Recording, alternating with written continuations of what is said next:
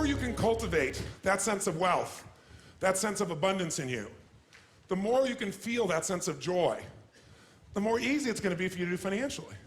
Because you're not going to be in this scarce, fearful mode.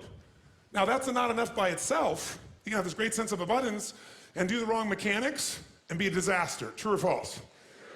But if I have an area to get you started with, you want to have the emotion and psychological strength, because that's going to carry you through when the mechanics are boring or frustrating, or when things aren't working out. Your emotion, your psychology is what will carry you. It'll get you to keep doing it.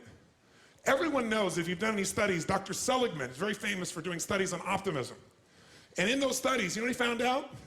People that are pessimists are much more realistic. They're much more accurate.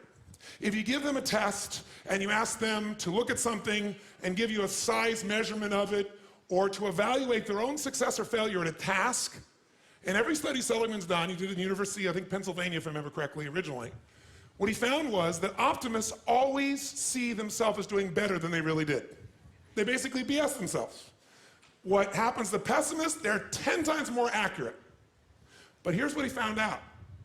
What he found out is because the people who are accurate never push themselves because they know it's never going to work anyway. Whereas the optimist sees it better than it is, so they keep doing it. Because they have the illusion they did well, I'll do even better next time.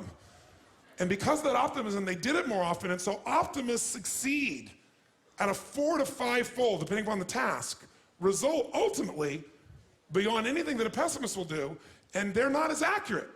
All that's a big way of saying is, if you can develop a psychology of resilience in yourself, you don't have to be optimistic or fake, you can be real. The realness is, whatever shows up, you are larger than anything that can happen to you. You are larger than any financial challenge you could ever face.